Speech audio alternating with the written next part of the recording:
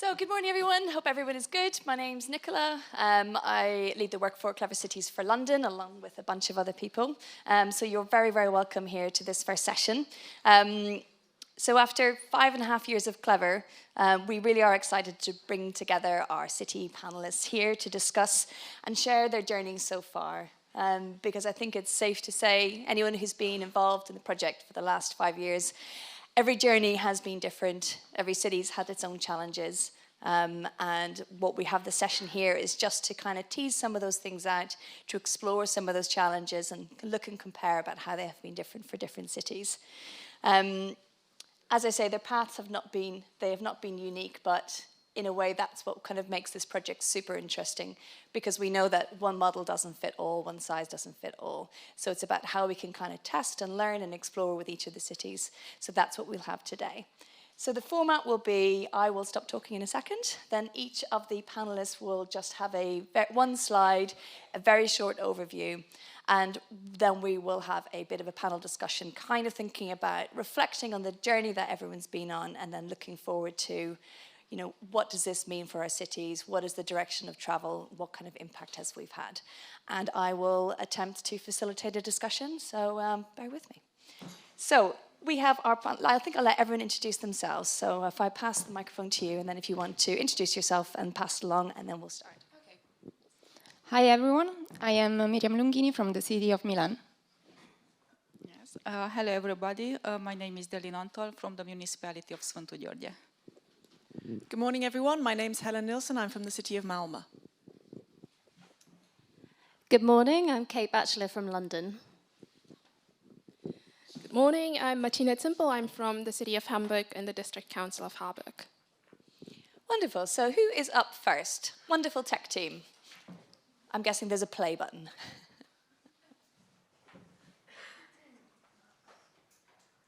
Wonderful. Hamburg.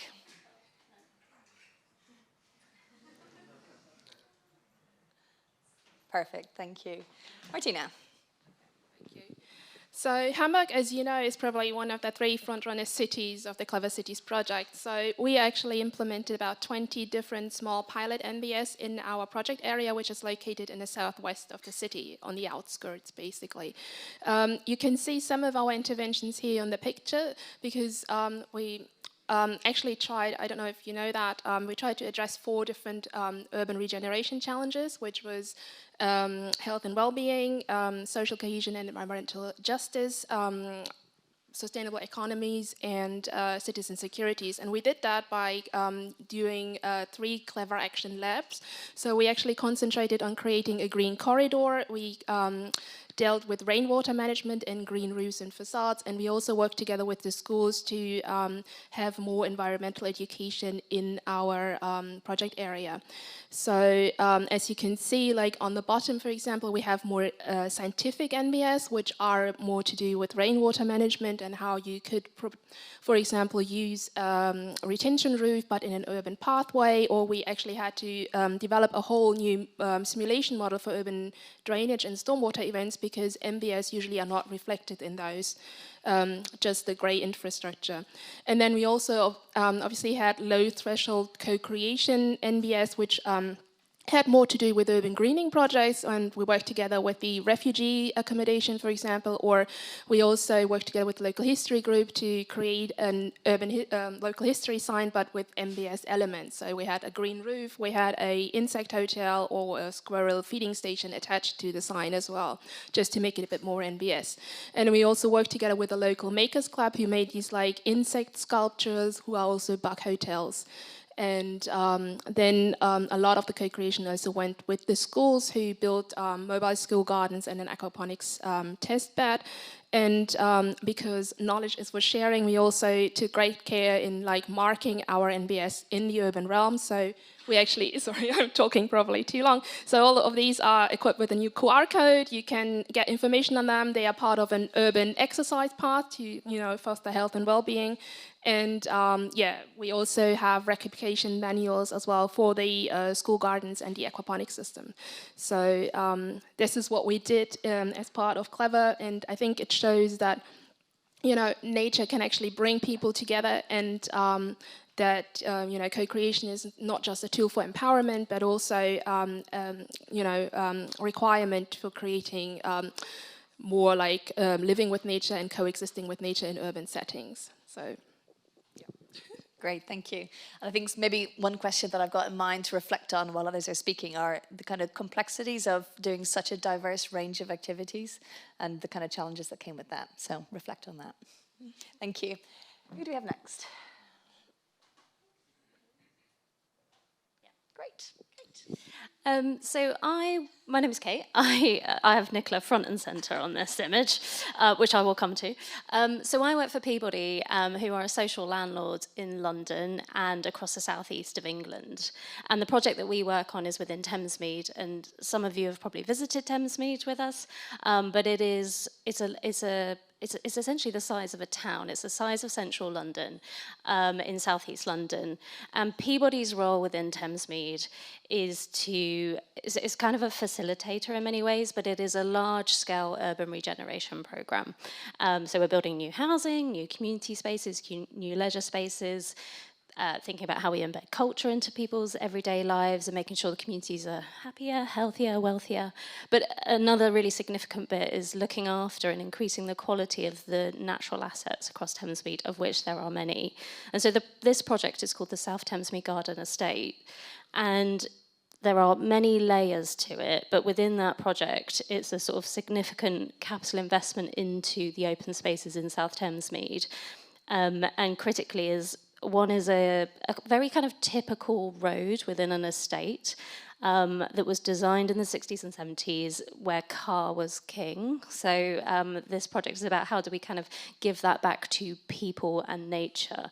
And so that becomes the focus. So that's kind of the focus for that. Then there's a really big green spine of mown grass, and actually going, what can we do to improve that, make it more active, more social? And then critically, how do we connect those spaces together? How do we connect homes to those green spaces? And then there's other little bits around. There's a lake, so introducing things like bird watching, spaces that facilitate forest schools and things like that.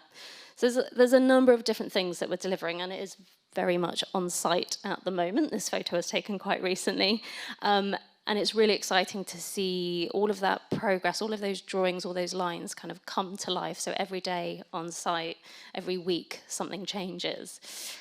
But I think the really critical thing for us, and the thing that has been most interesting, is the process, and the process of trying to do this so with people and people who live in Thamesmead.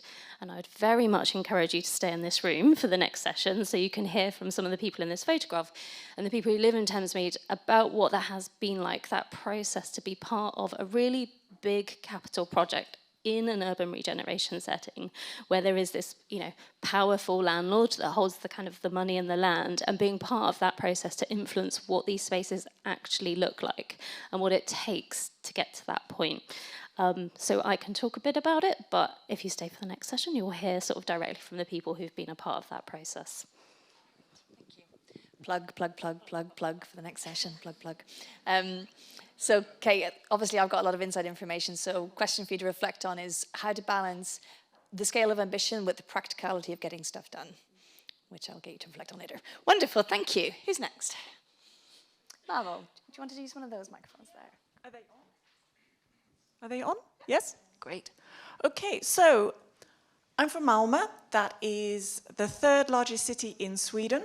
A little bit of a geography lesson now. It is all the way down the south in Sweden, so we're just opposite from Copenhagen. If you've seen Bron, the criminal series, you'll know exactly where Malmö is. So Malmö has always had an ambition to be a sustainable city, or back from the 90s when people first started talking about sustainability. We wanted to be there and we wanted to be a sustainable city. So we've been working a lot with that. And when it comes to new build and new developments, it's relatively easy to put in nature-based solutions. In a picture here on the right here, you can see a new park that's been put in a new development area called Hyllie. And it's been sunk down, as you can see in the middle. So that means it's got the capacity to look after rainfall. excessive rainfall when we get that. So it's a way of containing the water instead of creating flooding situations within residential areas. So when it comes to new build areas, we've kind of got that covered. We know what we're doing. Obviously, we can do more, but it's easier. But when it comes to existing housing stock and existing areas, it's a lot more of a challenge. So we, as Malmö, we're not a front-runner city as Hamburg and London and Milan. We're what is known as a fellow city in Clever, which means that we're here to learn and be inspired by the front-runner cities. So we've had the opportunity to visit the different front-runner cities and to learn from them and see how they're doing things, and then have the opportunity of trying to implement some of the co-creation processes and working together with our residents in the chosen area, which is Lindängen, which is an existing green, relatively green area, but there's the connection between the people and the outdoor areas that we're missing. So we've had amazing opportunities within Clever to work with the community. So for example, we've produced a pamphlet explaining to people how they can work more with pollinators, and we launched it on International or World Bee Day. There is a day for bees, which is great. And we encourage local people to come and to plant pollinator-friendly plants and to get seeds and to learn more about how they can help, what they can do in their local area. So empower them to see what they can do, how they can contribute in their local area. So that's been really important for us, that we can involve the local community and get them more on board and established in the work to create a greener area. Yeah. Wonderful, thank you. I mean, safe to say there's plenty that we can learn from Malmö as well in terms of the kind of complexity and the scale of which you do nature-based solutions. I think is something that, you know, you do get globally looked at and renowned for. I suppose one thing to reflect on for your question is around the kind of the experiences of Clever Cities and the relationships you've built, and how that kind of might feed into some of your kind of like political aspirations in terms of being able to influence politicians to kind of take forward and implement some of the things that you were designed. It's great. Wonderful, thank you. Okay, next we have Santa Georgia. Yes, Sfântu George is a fellow city in the Clever Cities. Sfântu George is located in the center of Romania, surrounded by mountains and hills. We can say Sfântu George is not a city, is a town with 60,000 of citizens. But during the times, our city put an imprint to have a lot of green areas. Taking part in the Clever Cities, it was a good opportunity to realize the importance of the green areas and the need for more of them. And one turning point in the Clever Cities was to find an appropriate Clever neighborhood to work with it. We find the Clever Zone, which is situated in one of the marginalized areas of the city. There are two social blocks with citizens who are, mostly of them are social disadvantaged citizens. After we find the neighborhood, the second point was to reach them, to reach the community, because they are the mostly social disadvantaged people. We work together with the municipality's social directorate, and they helped us in a great way, because it was very hard to reach the citizens. And the third, after reaching the community, we realized that if we want to change something, then we have to start with the kids, with the youngsters. So we had a very wonderful educational interactive day with the kids, and it was so good to see that the kids they realized that greens and trees and shadows, it's very important to have near their surroundings. Yes, thank you. Wonderful, thank you. I believe there was a wonderful trip there recently, which I was very jealous I didn't get to go on, but I did see some great WhatsApp pictures being sent to me. Yeah, and I think probably what I'd be keen to hear from you is around kind of where you see your next steps in terms of like once Clever ends, like how to take forward some of that learnings. Fantastic. Okay, finally we have Milan. So, in these very intense 5 years of the project, Clever Cities team has tried to spread the knowledge of a nature-based solution and promote their dissemination. In Clever Action Lab 1, we developed a participatory campaign aimed at promoting green roofs and green walls. This campaign involved the publication of 2 notices. The first one aimed to create a list of designers with experience in designing green roofs and green walls, while the second one aimed to identify candidates interested in having design support for the realization of these solutions.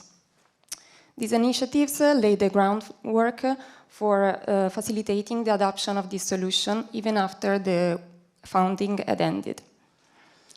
Through these notices, we managed to build a green wall on a basic public depot and also 10 green roofs on social housing buildings. This intervention directly involved tenants, stakeholders, local association, Clever Cities team, of course, achieving visibility and offering a new model that can be replicated also in the future. In Clever Action Lab 2, we were involved in the co-design of a new park known as Giambellino 129, an area that had been abandoned for many years and was exposed to vandalism and degradation. In this park, there will be several MBS, such as orchard, vegetable gardens, butterfly meadow, an area for the observation of the bird life, and 2 green walls. Another important contribution of Clever was the greening of a new railway stop, the Tibaldi station, which is the first case of its kind in all Milan. This included the creation of green walls, noise barriers, and also a green waiting room, which can also be used for recreational activities. Overall, this experience was very enriching, but also very complex, with a lot of challenges of various degrees.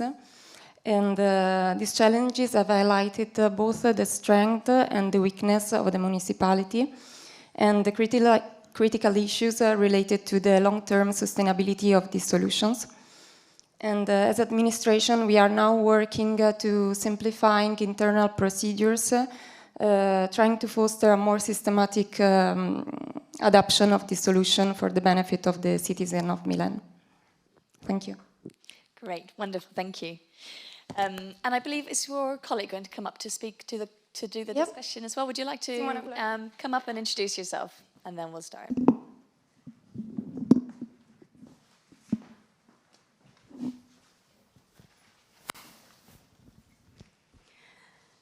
Thank you. The most fantastic thing it is that to substitute Emilia, we needed 2 persons, me and Miriam, but it is. Okay, wonderful. You're very welcome. Thank you. Right, so we've got 29 minutes, 22 seconds, 21 seconds. It's great. We've got this incredible clock here. We might actually manage to stick to timings of Clever with this clock. What do you think, Martin? So I think what we'll do is, I think we'll do 20 minutes of conversation up here, and then I'm going to go to the audience for questions. So please, everyone have a think if they've got any questions for their panelists as well. So I'm going to get a comfy seat. There we go. So potentially going back to, going to Hamburg and London. So I was reflecting, Martina, there about the diversity of projects in terms of many, many, many, many small projects and the challenges that come with that. But then equally, Kate, I was reflecting that in London, we decided to put a lot of eggs in one basket, really, didn't we? Because we kind of knew the complexity of doing that. So wanting to kind of put everything into one large project.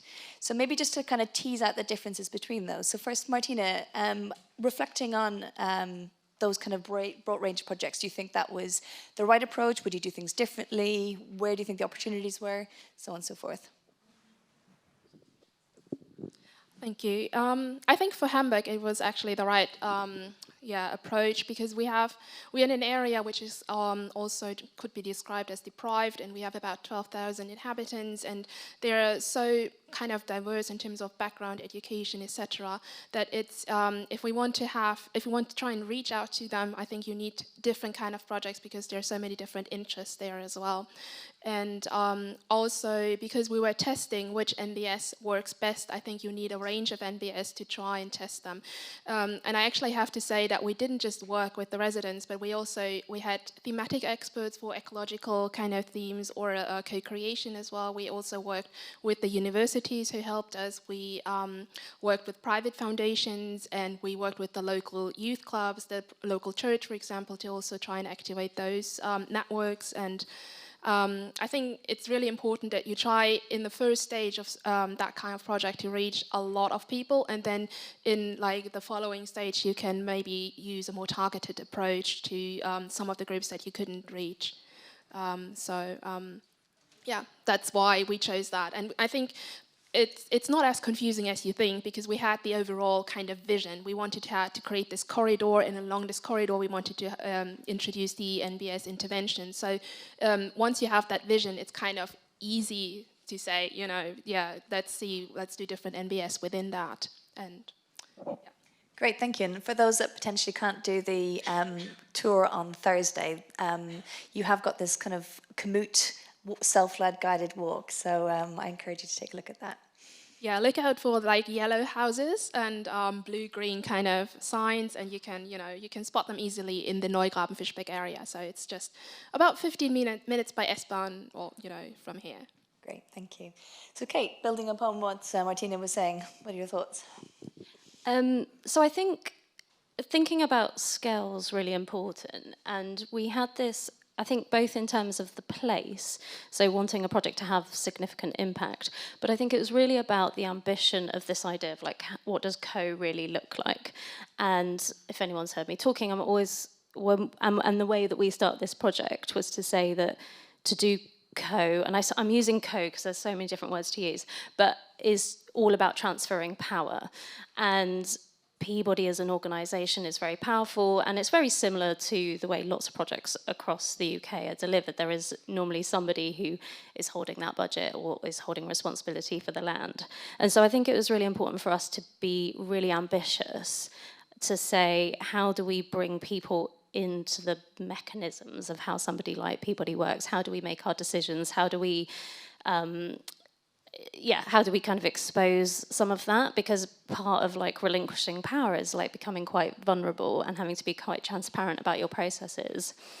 And it's also really complicated in terms of all the stakeholders that you're working with and getting everybody on that journey. And so it felt really important to do that at scale, because once you're doing it at that scale, you are having to, you're challenging like higher powers, like more leadership levels within an organisation than if it was a smaller project. So we have seen across London, there's lots of really great examples of kind of smaller bits of kind of co-produced work or co-design work on small scale. But actually, what does that look like when you're talking about a significant public realm scheme? When we're talking about big numbers, how do you talk about those kinds of costs with residents who don't see those on a day-to-day? How do we talk about a lot of that money going underground? You don't see the impact sometimes of the money that you put in. So it felt really important to do that.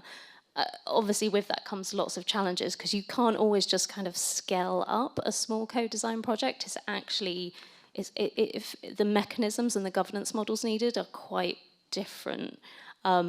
So I feel like that ambition in terms of to do co well and to do co at scale was why we kind of focused on it. Yeah, and it is that kind of the balancing act of, as I said, about the ambition and the mechanisms. And I was struck, Milan, you were saying about trying to change processes within your organisation to make things more efficient, to be more collaborative. Would you be able to expand on that a little bit? Oh, so very, very good. So our experience is that a kind of project like Clever needs to change more and more things. Organization, we work in a municipality organization, and this kind of project required us to change our organization, to use multidisciplinary approach day by day, involving colleagues, involving stakeholders, and I remember that one with pleasure that the citizens search us to have possibility to improve and to prove experience by Clever, and this leave in us awareness that this kind of project could really change the point of view, could really to be a turning point in the way to implement this kind of project in the urban context, because it is a new way to have this approach in urban regeneration, and this is I think the most important change in our experience. That's super interesting, and I think we all know that change takes time, and it doesn't fit to project timelines and Gantt charts and funding milestones, and like a drop, day by day, a little drop, 2 drops, and this could change really. Yeah, thank you. And I'm obviously to my other colleagues here. Do you have something you might want to expand on that in terms of implementing change, and what kind of has been part of your journey of being part of Clever and trying to change hearts and minds and change perspectives? Yes, when we started Clever project at the municipality level, we didn't know anything about NBS term. So for us, the Clever journey was an educational and learning process. And on the municipality, during the discussions and the meetings, we can say that at the municipality level, the involved departments know about the NBS, and they get another approach of using the green or blue infrastructures. So it was an educational and learning process for us. And I can say to the other cities, don't be afraid of the term of NBS because it's working and it's good to use. Thanks. I think we've learnt a lot. I mean, the concept of what we thought we would be doing is not where we ended up, but I think we've learnt a lot along the way. We're really grateful for the network that we've created during Clever that was inspired because of Clever. We brought together people from many different backgrounds, both within the municipality but also the local community, and we're had them sitting in the same room, which has never happened before, talking to each other, so that the municipality is actually listening to people who live out in the local community and hearing how they would like their local area to look like. I think that's been really important. And yeah, it takes time. We also had the same challenge of when we started talking about nature-based solutions, people were saying, is that the same as ecosystem services? Yeah, because we've heard of that. That's the same thing, isn't it? It's like, no. So you have to sort of take people back to school and say, okay, this is this is this. And gradually, I think more and more people are understanding what it is and why we're doing it. So it takes time, definitely. Thank you.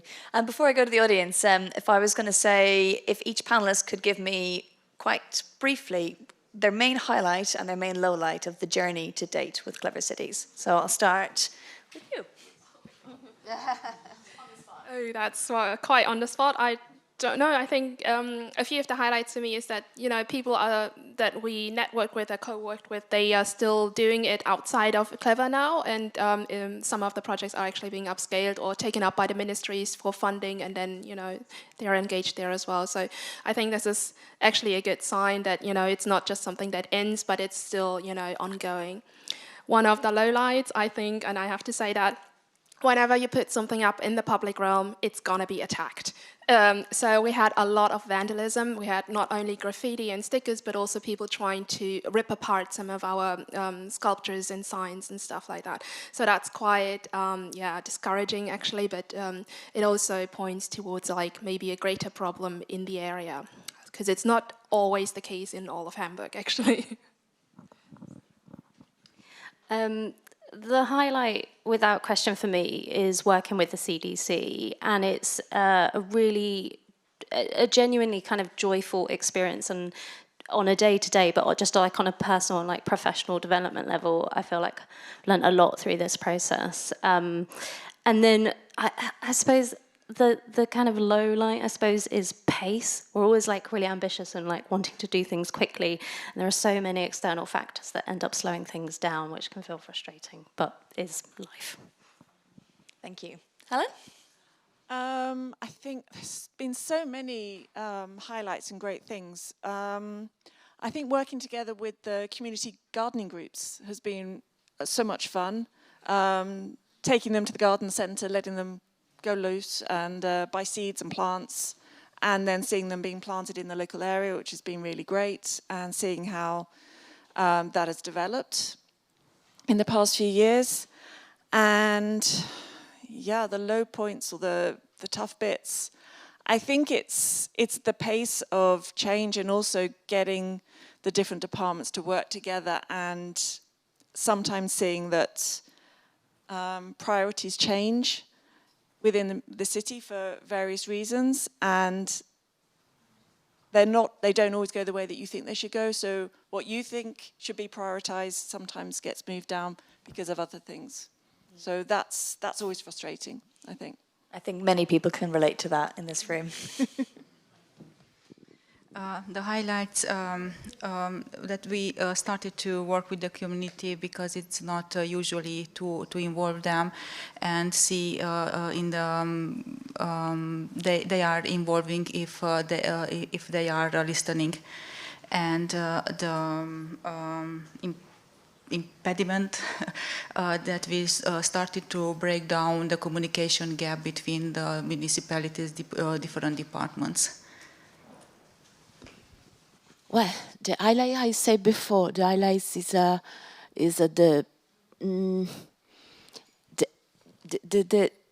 way to involve the citizen did very easy for us, but not the politicians, not in the same way.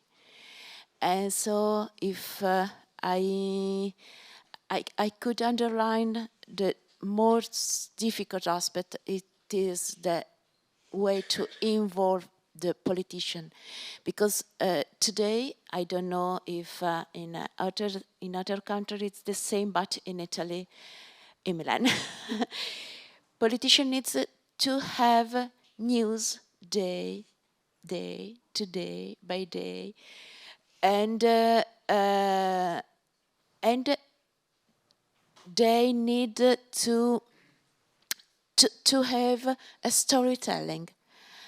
They have need to go to the neighborhood and until by the next week we can plant 30 trees, new trees. You can, and this is in part conflict with a project like Clever, because Clever needs time, needs to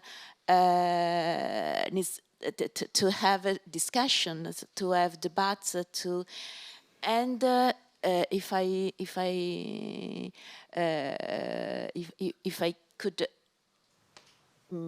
suggest something, is founding a new way to involve in most deeper way the politician approach.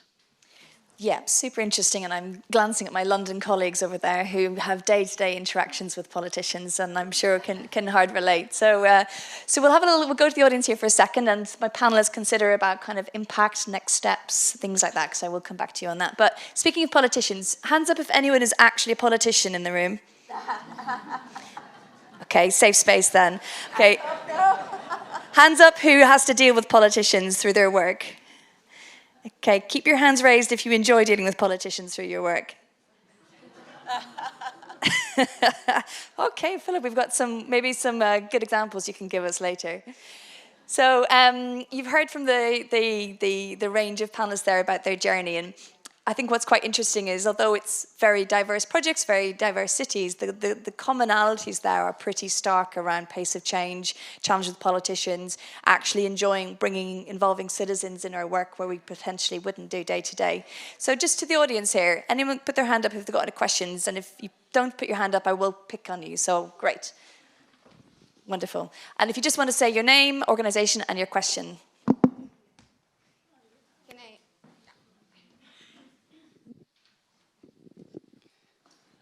Hi there, my name's Emma Campbell. I'm from Queen's University in Belfast. I guess maybe my question's to Kate, because perhaps we have similar contexts. I'm part of the Upsurge project, which isn't a sister project, but we're kind of a follow-on one. And we have one big site in Belfast that we're doing. There are issues of power, things like that. So I suppose one of the issues is around keeping constant communication with the people on the ground who want change and are ambitious, and this term, managing expectations. I wonder if you have any kind of reflections on how to upkeep constant two-way communication between what your team's doing and what people on the ground want. Yeah, it's a really good question. And I think often when that's the most critical of like managing expectations is probably around some of the things other people are talking about where you've got politicians or leaders who want to keep that narrative or who are changing their priorities. And often when that is happening, that's very internal, and those organisations are not comfortable with sharing their thinking time. And so you get these quite big lags. And I think I'm always trying to like advocate to my boards, to those politicians, to those leaders, that anybody like if you just bring everything down to a kind of human level, and if we're just like honest and as transparent as we can be, that vulnerability is a strength. That is a massive culture change, though, because people don't want to do that. But I try and find as many examples as possible. And I think the thing that I would take forward from this is trying to kind of gather some of that in terms of like when we have had to be like really honest and gone, actually, we're a bit... Maybe we're not stuck. We don't know what we're doing right now. We need some time to think. That's okay. Like, people understand that if something happens, whether that is COVID or Brexit or a very British thing as a mini budget. We had many prime ministers over quite a short period of time making crazy decisions. That is going to have a big impact, right? And so we're allowed time to reflect as an organisation, and people will understand that.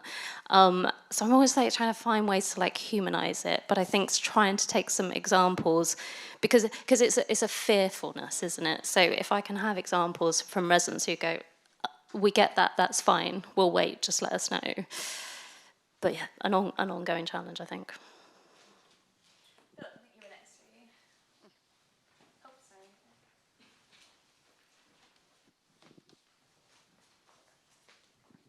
Yeah, my name is Philip Lahela Walter with ICLI Europe, also part of the Clever project.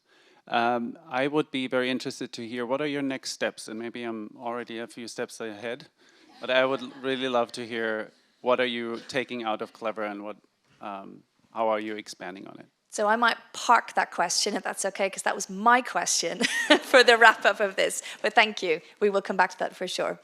Right, who's next? Hello, I am Maiz Jafari from ProGiric project.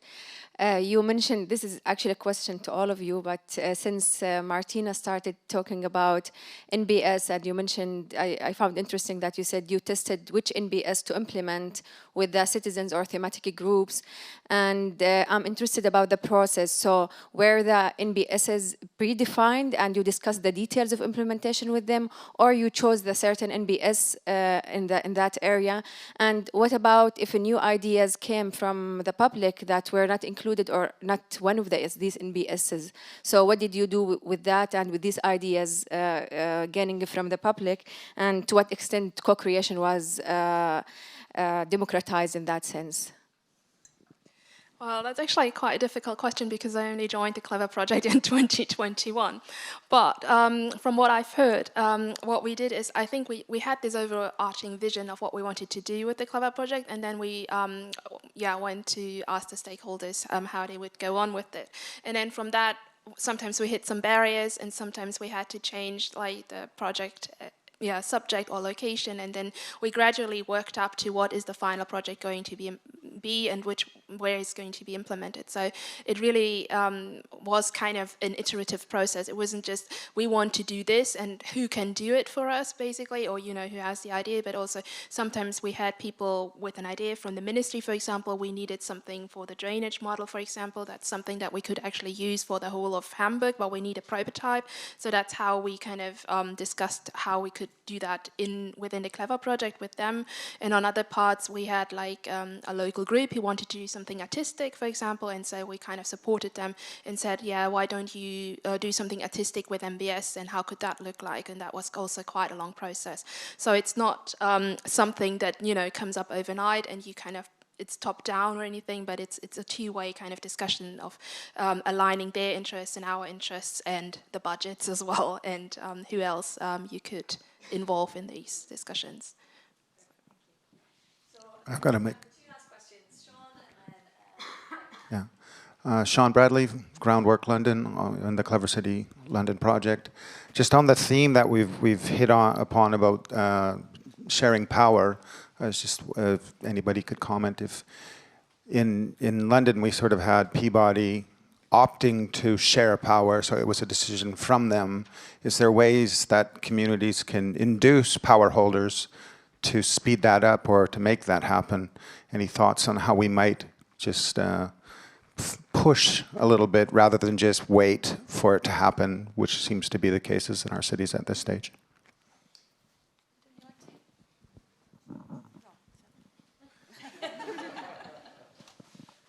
No, because I discussed with the colleagues yesterday. Really, I couldn't realize that the communities have all this power today, because I confess exist a differences.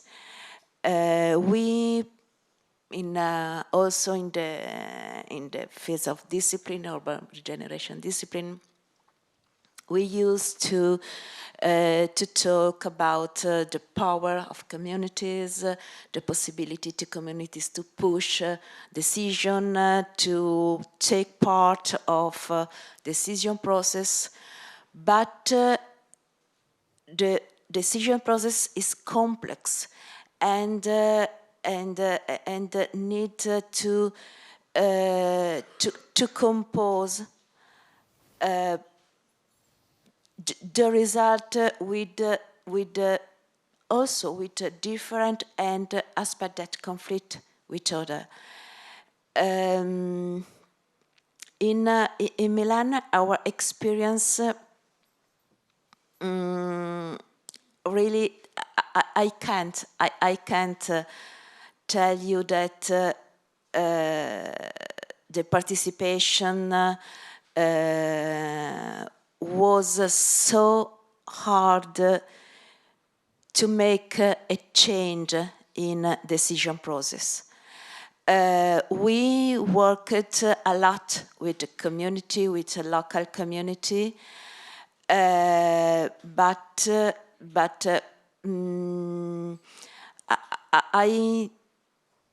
I don't think that it is so structured in so important way that is habit, that is ordinary approach to make a decision. So this is our experience, and I could tell you that Milan is has a very important experience in this field, but it is not so structured in our process. Thank you for that. And it's definitely a theme that will come up time and time again throughout all the sessions over the next couple of days. So there'll be more time hopefully there. So my final question to Carolina. Okay, I'm Carolina Candergiani from Tecnalia, the technological center in the north of Spain, and we are also part of Clever Cities. My question is that these kind of projects, such as Clever Cities, have give us lots of opportunities to co-create, to empower the citizens, and to implement NBS. And we can see by the nice results and the things that we have heard here. But on the other side, it always brings some burdens in terms of commitments and budget restrictions or timing and deliverables that have some time to deliver. So I'd like just to know a reflection on your insights in terms of participation of cities in this kind of projects, if the worth and the value of these, and if it really, the balance of these plus and minus of this kind of projects, because I think it's a very nice opportunity, but of course, from the city side, what would be your reflection on that? I mean, obviously I've got thoughts on that, but I'll save it for the drinks later. Anyone want to give a very brief comment response to that? Go on, I think it's really important to see the value of involving the local community. I think you're talking about power. It's the old adage, knowledge is power, and informing and telling people this is what you can do and showing them the options that they have, how they can influence. Because often, I mean, in Lindeng and the district that we work with in Malmö, it's a socially challenging community. It's very diverse, high unemployment, low education levels, poor levels of Swedish. So a lot of people don't actually know the system. They don't know how to contact their local municipality. They don't know how to make a complaint and say that something's broken that needs fixing. So I think it's exploring this and informing the local community how they can have a voice. The tools that they can use to have that voice is really important, I think. Great, thank you. Right, I'm over time, so very quickly, back to Philip's question. Everyone's got one thing to say in terms of what is the one thing that either yourself, your project, your city will be taking forward as part of Clever Legacy. I think for the District Council of Harburg, the next thing to do is we are developing a climate adaptation strategy, and I think NBS is going to be part of that, especially also trying to push the co-creation aspect of NBS with that as well. When we've finished the project, which will be soon, I think it's really about taking the legacy of this co-production approach and thinking about management and maintenance, because the project doesn't finish as soon as it's built, and I think that's going to be a really interesting next step. I think it's maintaining the connections that have been made between the different municipal departments get away from the silo thinking. We had fantastic study visits to Hamburg and London during the project, and it was amazing to see people from the different departments meeting almost for the first time and having the conversations with each other and realizing, oh, we can actually work together on this. So I think we want to maintain that, definitely. I hope day by day and you drop one drop, another drop tomorrow to use all the knowledge gained here. Well, I hope that the legacy could be experimenting a collaboration, a sort of collaboration deal between citizens and private companies and private owners, because we experimented between citizens and municipality, but this is maybe could be an important approach to resolve some problems like management, because it is very important, the maintenance of these kinds of projects. And the collaboration between the citizens could be very, very important. Thank you. Wonderful. So that's a wrap, guys. I want to say thanks very much to our panelists. I hope you enjoy the rest of your day, and I believe it's coffee time. Am I right? Yay. Thank you.